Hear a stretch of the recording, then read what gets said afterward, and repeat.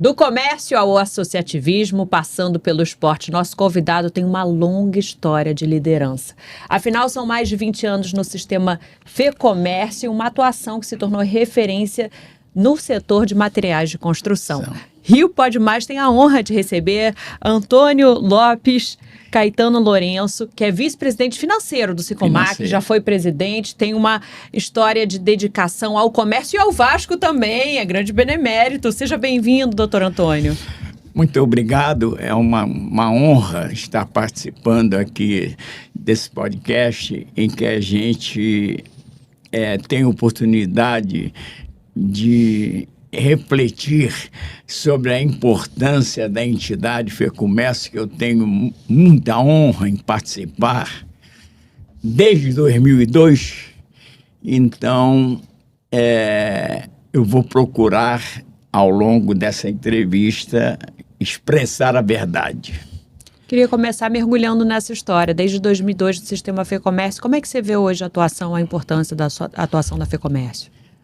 A importância da FEComércio é especial porque eu que tenho origem na FEComércio de 2002, a FEComércio de hoje ela tem uma respeitabilidade no mundo exterior do Rio de Janeiro e em algumas partes do mundo, vamos dizer, na Alemanha que eu estive e em outros, na Suíça. Vocês observam esse reconhecimento? Eles têm um reconhecimento muito grande à presidência exercida pelo Florencio. E de que forma o senhor acompanha, o senhor que acompanha há tanto tempo, né, o setor, o sindicato e agora, em mais de 20 anos, a FEComércio, como é que você vê que essa atuação da FEComércio tem fortalecido os sindicatos de uma forma geral, o Sicomac, mas os sindicatos, o senhor tem uma visão ampla também. Como é que o senhor vê isso, quer dizer? O Sicomac é um sindicato, um dos mais antigos do Estado. Ah, é? Ele é de 1914. Nossa. A origem, 1914. E os outros, claro, eu não posso precisar aqui, mas são depois. Porque 1914 era um grupo de comerciantes italianos, portugueses, espanhóis que fundaram o Sicomac, já com o nome Sindicato Atacadista de Material de Construção, e ele conviveu durante muito tempo enquanto esses primitivos fundadores viveram. Depois, o sindicato perdeu um pouco da sua essência.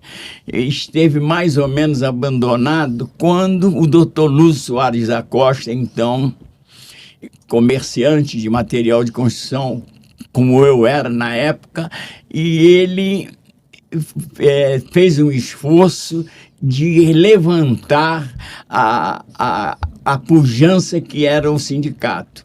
O doutor Lúcio fez um trabalho admirável procurando levar a nata dos comerciantes de materiais de construção naquela época para o sindicato e aí transformou, tanto que as comemorações que se faziam anualmente com o doutor Lúcio eram com a presença ou de governador ou de prefeito da cidade do Rio de Janeiro no Yacht Club. Então, tinha uma representatividade que ele procurou incutir nos companheiros comerciantes a importância de nós convivermos.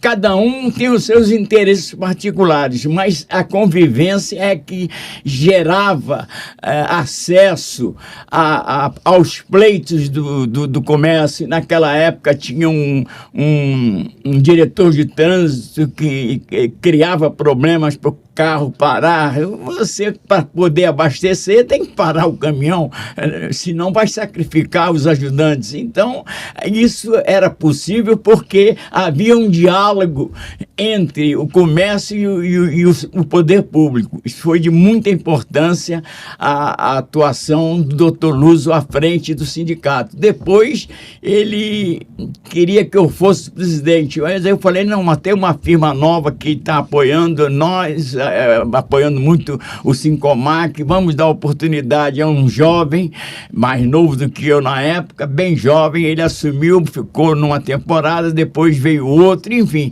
eu só fui ser presidente do sindicato no ano 2000. Eu sempre recusava. O doutor Jorge Luiz, que esteve aqui, foi presidente com 28 anos, 29 anos. Ele é ótimo. O doutor Jorge é hoje uma das maiores figuras do associativismo e da representatividade. Ele é o representante perante o CNC em Brasília, onde ele faz os pleitos que motivam o crescimento da atividade econômica. O doutor Jorge tem essa participação que eu tenho que registrar, porque ele é uma pessoa serena, tranquila e não está em todo lugar ao mesmo tempo, mas quando está, é para valer. Ele não mistura as estações. Então, eu faço esse registro com muito prazer para o doutor Jorge, porque ele realmente merece. Ele tem 28, ele está com 54 anos agora, já tem tempo também, né? Uma longa história Uma também, longa assim história. como o senhor... o senhor estava falando, doutor Antônio, da importância do associativismo lá atrás, naqueles pleitos ali atrás. Agora, hoje em dia também, ele segue com essa importância? Como é que você diria? O setor de material de construção, ele tinha um predomínio na Rua Frei Caneca, no centro da cidade. As empresas, digamos, de grande capital, de maior capital, estavam situadas na Rua Frei Caneca e adjacências, como eu, que tinha a empresa na Rua General Calder. Mas, na verdade, naquela época, o associativismo era mais presente do que hoje, porque, na verdade, a televisão roubou um pouco desse público do sindicalismo. Porque você porque eu tenho que ver o programa desse, tenho que ver o programa daquele, tem um jogo de futebol, e dispersava o pessoal. E isso é um fato, porque eu acompanho desde longo tempo. A minha ida para o sindicato é de 1980, mais ou menos. Como é que o senhor foi parar do sindicato? Eu fui para o sindicato, o doutor Lúcio Soares da Costa, que era o presidente, falou, não, você vai ter que ser o presidente, você representa uma empresa de poder nacional, então eu faço questão que você se candidate, que eu acho que você vai ganhar por unanimidade. E assim fui, né? Eu, na época, fornecia para a Petrobras de material do metrô, enfim, eu tinha alguma coisa de concreto e de grande valor, mas que eu tinha uma preocupação social que não existia. Isso fruto da minha, vamos dizer, convivência com autoridades, mas existia um problema de as pessoas não terem essa preocupação social que eu tinha. Não era melhor do que ninguém, apenas questão de consciência, né?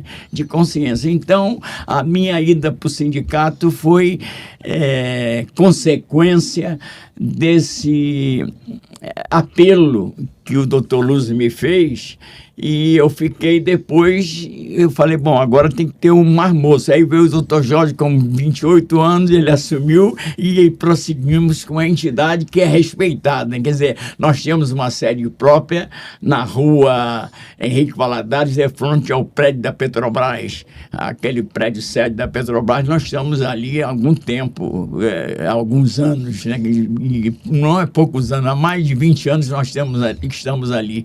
Então, a gente tem o sindicato, ele tem um grupo ainda hoje menor, que não cresce, porque não há esse espírito de associativismo do passado, mas que sustenta uma entidade pelo respeito que a gente procura. Os nossos funcionários, a gente faz questão que eles façam o curso do SENAC, que eles tenham uma preparação compatível com o que a gente propõe. Isso a gente faz não por espírito, por espírito de responsabilidade, que eles saibam que aquilo é bom para a sociedade. Nem todo mundo tem essa perspectiva, e nós temos esse compromisso que é mantido, que tem origem lá no Dr. Luso, nos anos de que eu era moço também, né? Era moço. Você falou até do curso do SENAC. Primeiro eu queria perguntar qual que é a importância que você vê de qualificação que a instituição oferece? A instituição, ela é muito séria, ela procura que dar digamos, a pessoa que quer iniciar no ramo uma qualificação que permita um entendimento profundo do que se faz. Por exemplo, nós temos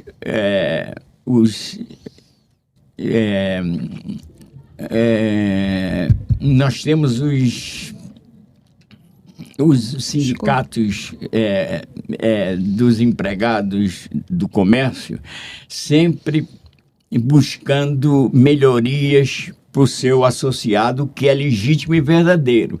Mas acontece o seguinte: é preciso que o sindicato tenha um controle de despesas para ver se ele pode honrar aquilo que o sindicato do laboral exige. Então, o sindicato laboral exige certas coisas que o empregado, uma vez, ele não tem renda suficiente para aquilo. Então, nós, o que fazemos? Nós procuramos só fazer aquilo que há uma certa compatibilidade com os empregados, porque eu não posso criar despesas que eu não possa honrar. Isso é uma questão pessoal, quer dizer, o meu controle de despesas, ele é diário. Eu não tenho um controle mensal, é o controle diário. Eu quero saber a despesa ontem, hoje.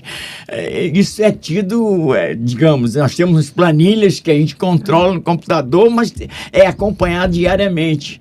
Porque se você gasta mais do que recebe, você não pode sobreviver. E isso nós não podemos abrir mão, né? Não podemos abrir mão. Então, a gente tem essa preocupação que às vezes gera um mal-estar, mas, no fundo, a gente sempre procura dar um ganho real ao aumento que tem, né? Todo ano tem um aumento que se faz, né? Então, isso passa pelo sindicato, né? Passa pelo sindicato. Então, o sindicato faz uma assembleia em que expõe aos associados a pretensão do laboral, e eles discutem, porque as empresas têm, digamos, despesas de toda ordem. O que para uma grande empresa significa um mínimo, para outra pode representar muito. Então, a gente ouve ali o que a maioria decide. E, em função dessa decisão da maioria, que a gente acorda ou não na elaboração de um percentual que é justo. A gente reconhece que é justo. Mas o problema brasileiro é um problema sério, porque nós temos despesas de toda ordem. Quer dizer, nós temos gastos que a gente é obrigado, embora não concorde, a aceitar. Os penduricalhos exigem outras coisas. Entra a carga tributária pesada. A carga tributária. Então, a gente procura, dentro do possível, harmonizar. Essa harmonização, ela é, às vezes, conflituosa, mas outras vezes não. A gente procura levar, e assim tem sido feito ao longo do tempo. E é um trabalho importantíssimo e que impacta todo o setor, né? A convenção coletiva, mesmo quem não é associado, ele vai ter que seguir essa convenção ali do setor. O engraçado é que nós lá no sindicato recebemos diariamente ligações.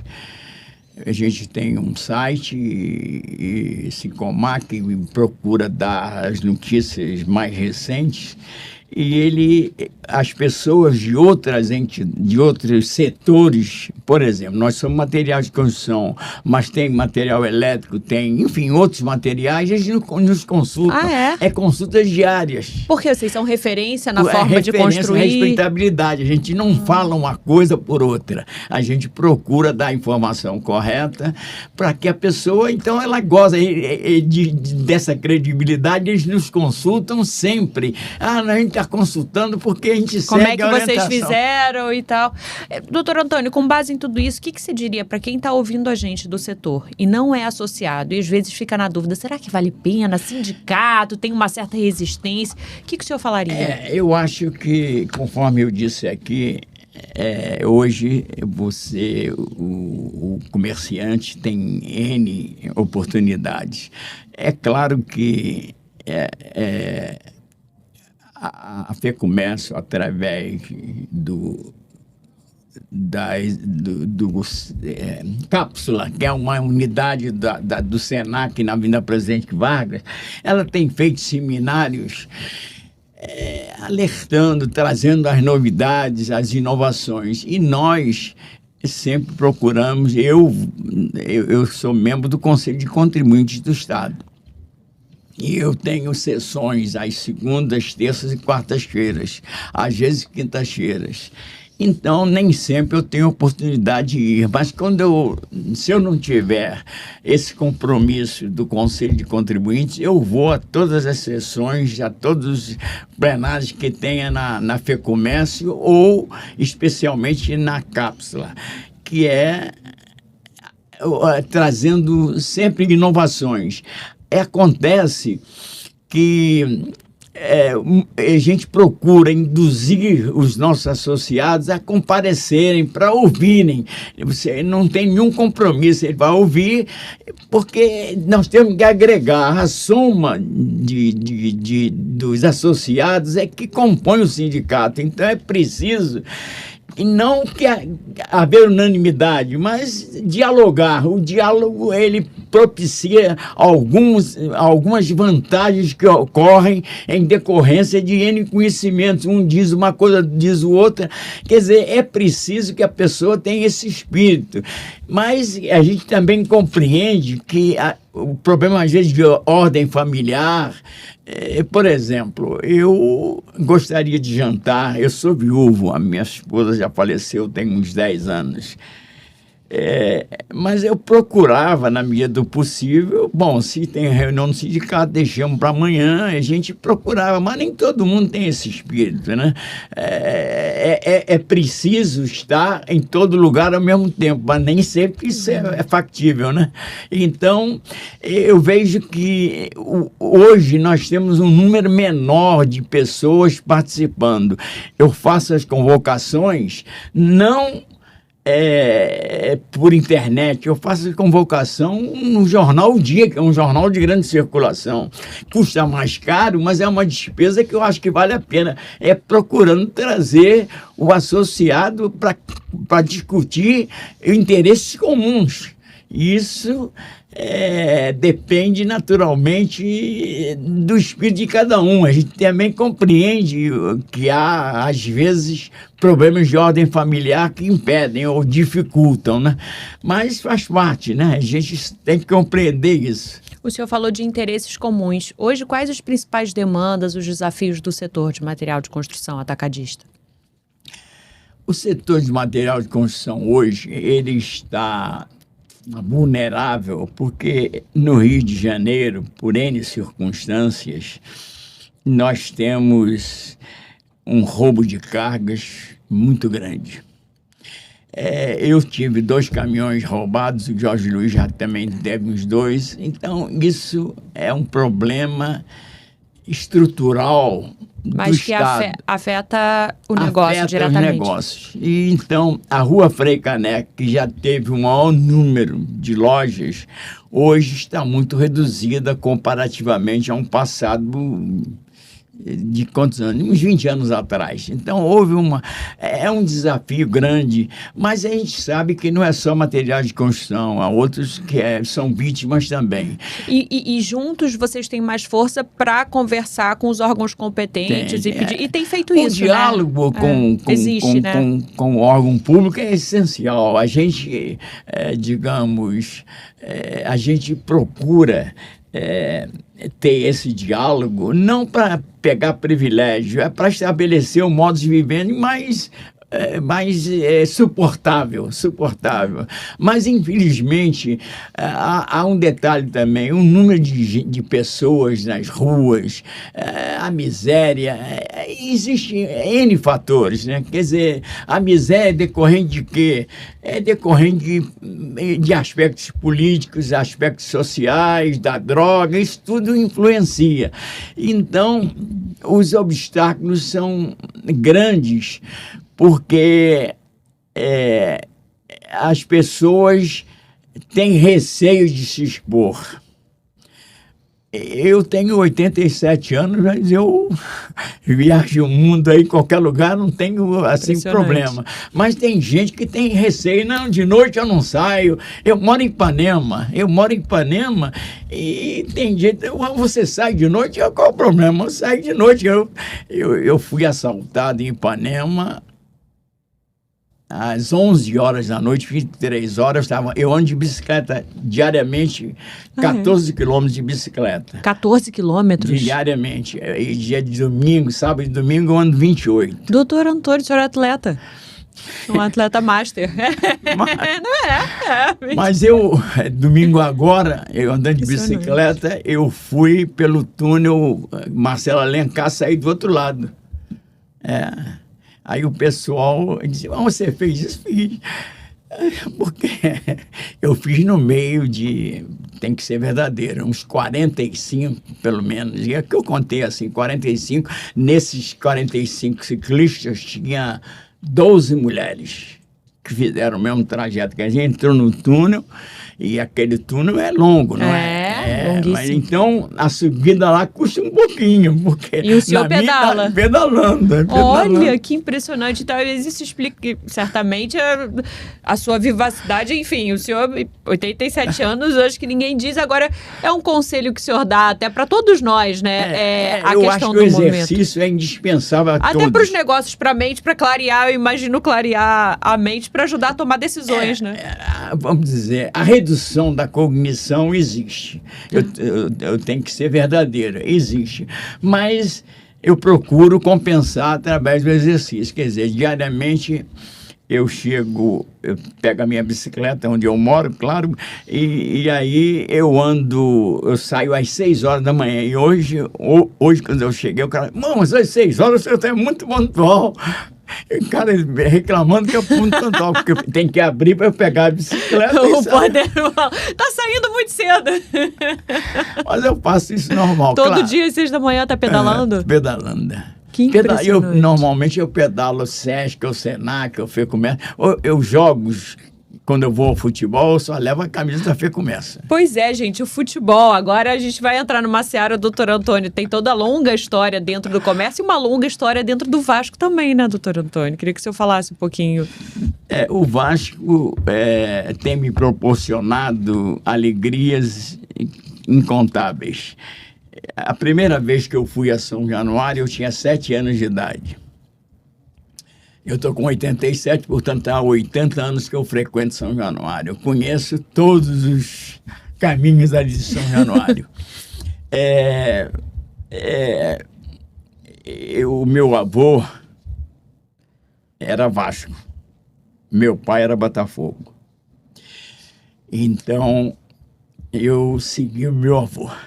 E o meu avô tinha cadeiras no Maracanã. Então, elas ficaram para quem? Para quem era Vasco. O senhor tem, então. E o senhor frequenta o estádio? Eu frequento. Eu vou em São Januário, eu vou sempre. Todos os jogos do Vasco São Januário eu assisto. Claro, eu todo ano vou à Europa, enfim.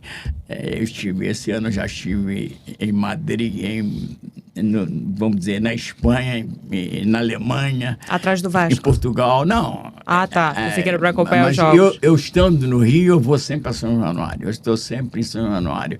E, embora eu seja grande benemérito, no tempo do Eurico, houve alguma modificação lá, porque agora tem reconhecimento facial. Naquela época não tinha. E eu quis entrar, eu acho que eu não entrava. Como não entra? Eu pulei eu como grande benemérito, pulei o alambrado de São Januário e entrei lá. Tem história. Isso é fato. Agora, o senhor foi diretor também de Remo, não foi? Foi. E obteve alguns títulos, né? Eu entrei no Remo em 1986. Então, o doutor Luso, que era vice-presidente geral naquela época, me chamou e falou: Lopes, você vai ter que dirigir o Remo. A Luso não tem experiência, mas não tem problema. Conheço você, sei que você vai dar conta do recado. E assim foi. Eu assumi o Remo e no ano seguinte eu conquistei um título que o Vasco tinha 85 anos de existência e nunca havia sido campeão brasileiro. Foi campeão brasileiro comigo no dia 27 de outubro de 1975. Olha só. Agora, doutor Antônio, o senhor encontra similaridades ou algumas semelhanças entre a gestão ali que o senhor fez de sucesso, por exemplo, no Vasco, no Remo do Vasco, e nos negócios? Há uma total similitude, né? Porque para você ser dirigente de clube ou de negócio, você tem que ter caráter, firmeza, tem que ter uma presença de colegas. Quando eu digo presença de colegas, eu quero dizer, você tem que dividir as funções. Ninguém pode dirigir uma entidade, digamos, vencedora, se não tiver firmeza, se não tiver caráter, se não tiver ética. Eu nunca misturei, a gente convive com atletas de toda ordem, e eu nunca misturei um caso de um atleta com... tratei sempre todo mundo igual. Então, a similitude é essa. Você, para ser dirigente, você tem que ter uma gestão sólida, ética. Isso é importante, a gestão, né? Às vezes eu bati aqui. Perfeito. Mas quer dizer, então, a gestão ela tem que ser calcada na seriedade para poder ter resultado, para ter cobrança. Você só pode cobrar se você for ético, se você tiver a integridade, eu acho que é fundamental, é necessária. E numa empresa, se você tiver ética, você é respeitado também. O respeito vem da sua conduta, daquilo que você transmite para os seus liderados. Se você não tiver essa conduta, que eles respeitem naturalmente, você está botando tudo a perder. Doutor Antônio, a gente está caminhando para o fim, mas antes eu queria compartilhar com quem está assistindo uma preciosidade que o senhor trouxe. O senhor falou dos cursos do Senac, do sistema. O senhor foi aluno? Eu fui aluno do Senac e digo para todo mundo o seguinte: o Senac tem um princípio de lealdade que não tem preço, porque alguma pessoa, para progredir, somente através do estudo. Quem não nasceu em berço de ouro só pode progredir através do estudo. Eu, que já tinha 2 cursos superiores, ao assumir digamos, a direção da empresa, eu era presidente da empresa, eu tive que qualificar o meu pessoal. E aí eu me lembrei que o Senac tem uma formação exemplar. E aí, digamos, com base na minha experiência pessoal, eles fizeram e ainda fazem hoje, eu sempre que possível eu peço para ele fazer o curso Senac para se adequar às inovações. A inteligência artificial está aí para dizer que você tem que se preparar todos os dias, embora a inteligência artificial tenha roubado empregos. A inteligência artificial tem roubado empregos, inúmeros empregos, e vai roubar mais, porque hoje, com a inteligência artificial, um funcionário faz o trabalho de 10 ou até mais. Isso ainda não está quantificado, mas é verdade. A inteligência artificial é uma realidade há mais de 50 anos. Mas, ultimamente, ela tem sido acelerada porque todos, para sobreviver comercialmente, eles procuram se adequar fazendo os cursos mais variados possíveis. Mas a preocupação, o mundo é dinâmico, a gente sabe que o mundo é dinâmico, perde-se uma função, aparece outra, mas há uma preocupação natural se vamos ter empregos para todo mundo com a aplicação da inteligência artificial. E a qualificação é importante. O que é isso, doutor Antônio? Isso aqui é o meu registro. Eu tinha 20 e poucos anos, 20 e poucos anos, quando eu fiz um curso no Senac aqui, né? Será que a gente consegue mostrar? Senão a gente bota até na edição depois. Vocês vão estar vendo em casa. Curso no Senac, 28 anos a foto. O jovem. E esse curso do Senac você resolveu fazer quando você começou no comércio? No comércio. E aí a equipe também foi fazer? Qualificar o pessoal, evidentemente. Isso aí é um registro verdadeiro. Foi de quê? Verdadeiro. Você lembra? Hein? Você lembra de que foi o curso? O curso, eu não me lembro, para ser verdadeiro, era um curso de formação. E foi bom. Hein? E foi importante. Foi importante e o pessoal agradece até hoje. Os familiares agradecem até hoje. É um fato que poucos têm um registro. Eu obtive isso pesquisando os meus documentos. Aí estava isso lá. Falei, poxa, isso aí eu posso mostrar que é verdade, né? Que legal, tá aí, aluno. 1978, não é isso? Impressionante. 1900, aqui não. Aqui ele é de 1969. 69, eu ganhei mais 11 anos, 69, impressionante. 69, Parabéns. Doutor Antônio, então vamos caminhando para o fim, como a gente faz aqui no Rio Pode Mais, tem um bate-bola, a gente chama de um ping-pong de perguntas e respostas, pode ser? Pode ser. Uma palavra que para você define o comércio. O comércio é um jogo de interesses, é o interesse do consumidor com o interesse do comerciante, é um jogo de interesses. Um valor que o senhor não abre mão?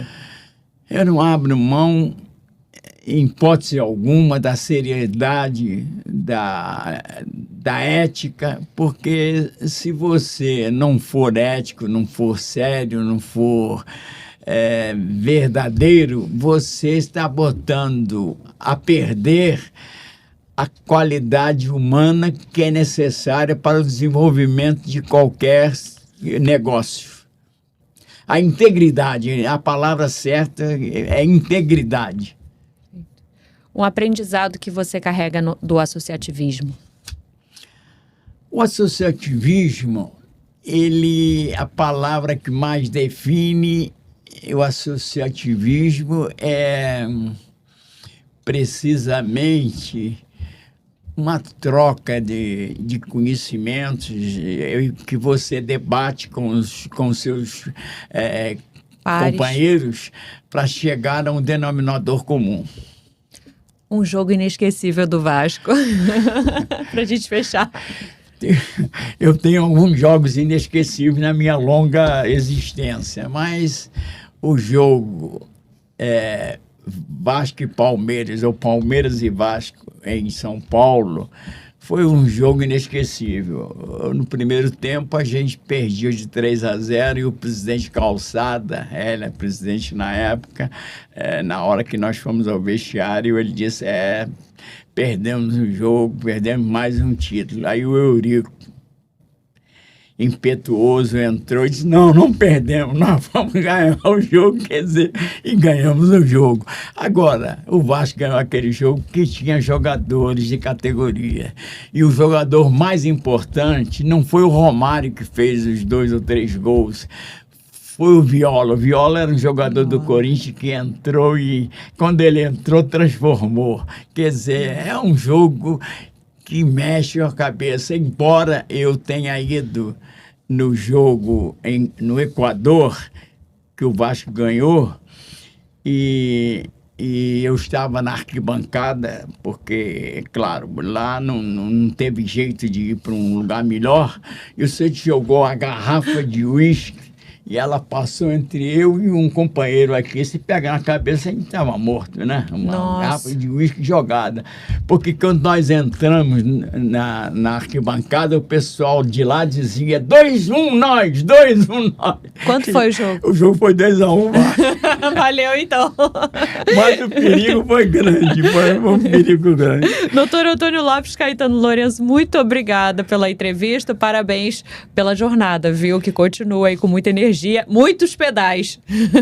Muito obrigado a você, que é excelente. Quer dizer, você tem toda uma vivência aqui, mas você tem a simpatia, tem a lisura e a finura de fazer, digamos, deixar qualquer entrevistado assim tranquilo. Então, eu que agradeço e me sinto muito honrado com a presença de você e a presença dos demais que nos abrilhantaram aqui.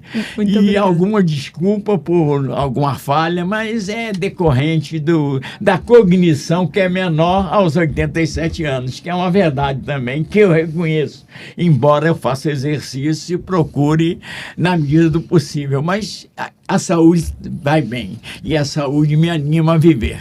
Doutor Antônio, o senhor está dando baile em todo mundo aqui. Em nome de toda a equipe, eu agradeço. Muito obrigada. Obrigada, gente, pela companhia de vocês. Curte essa, outras entrevistas, passeia com a gente pelos diferentes setores do nosso Rio de Janeiro, diferentes municípios. E até a próxima. Tchau, valeu.